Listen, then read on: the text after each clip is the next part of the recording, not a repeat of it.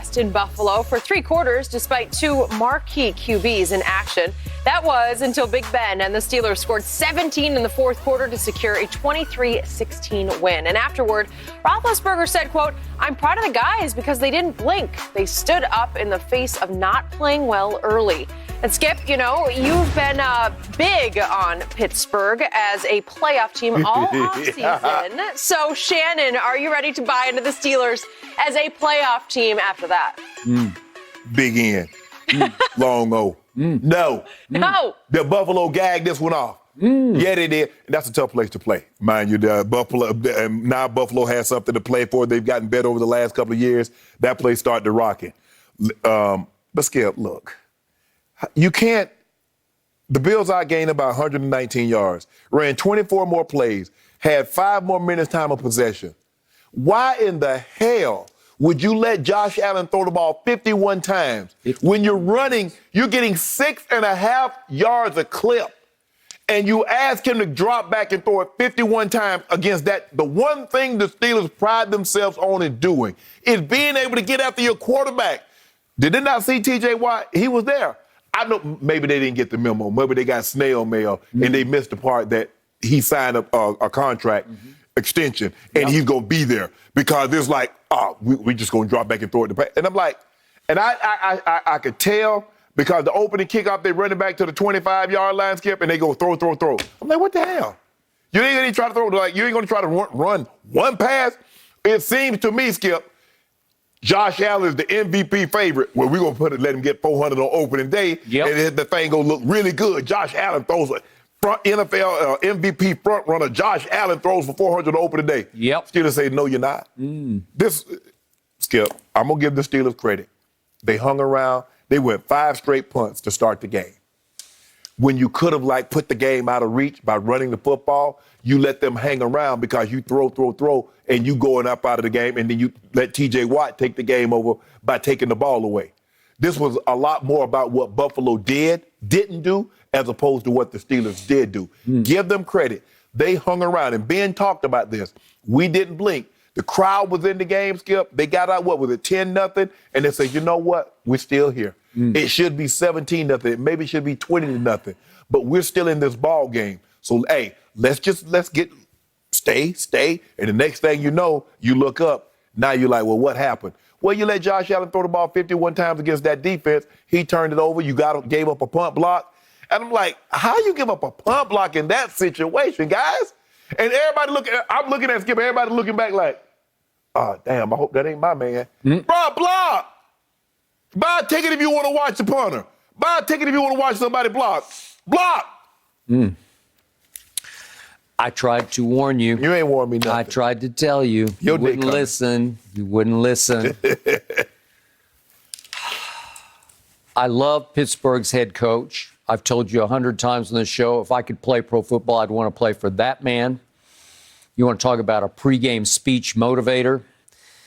And I still love Big Ben Roethlisberger. His arm is getting stronger and stronger when Tim Tebow was doing all those heroics in 2000. That plagued him all of last year. But I will remind you, as you well remember, they did win their first 11 last year. And it's hard in this league to win 11 straight games. And then the wheels came off because they finished dead last in rushing. So they went out later in the first round and they drafted what they thought was the best rusher on the market. Najee Harris from Alabama. Crimson Tide, Roll Tide, and he didn't really roll yesterday because he only averaged 2.8 yards per carry. 16 times he rushed for 45 yards. So he wasn't the difference. But Ben, even though he had a very low QBR, was Brady-esque. He made the plays that had to get made because they're down 10-0 at halftime, and they scored on their first 4 possessions of the second half. Really? First 4 possessions. You realize the Steelers at Buffalo in front of that crazed crowd, they won the second half 23-6. That's all you need to know, 23-6. And Ben made every big little play that he needed to make. And he got a big pass interference on it. He threw one up to Claypool, who got a pass interference, and then he threw one to Deontay Johnson in the corner of the end zone, if we could see this. Been a heck of a play. And so the DB, because this is well covered, and he made a heck of a play. Right. And that's the kind of play, if you're going to win on the division, road. Yeah, if you're going to win, if you're going to upset Buffalo at Buffalo, you're going to have to make at least one of these kinds of plays. Yep.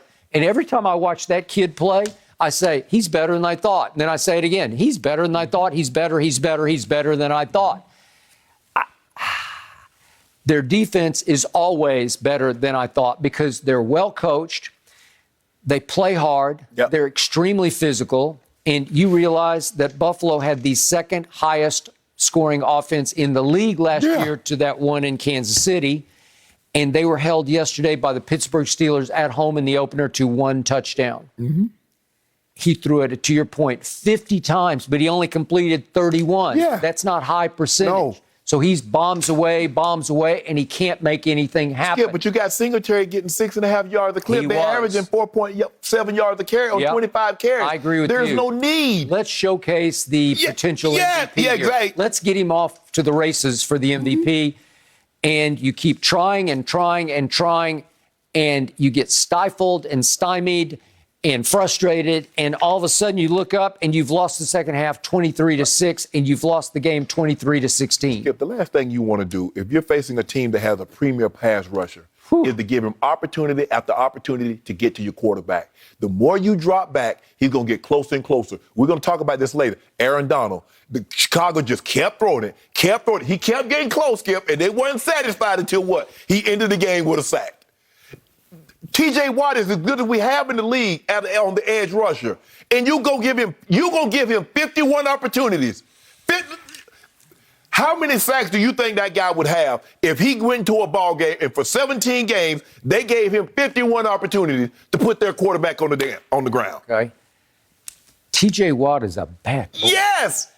And to me, right now at his peak, in his prime, he is more impactful than his older brother ever was. No, that's just me. Yes. No, because he's an edge rusher as opposed to his big brother would move around. Sometimes he'd come off the edge, but mostly he was a tackle. He's 3-4. He's more in the Aaron Donald mold, right? Mm-hmm. This guy comes off the edge like a terror.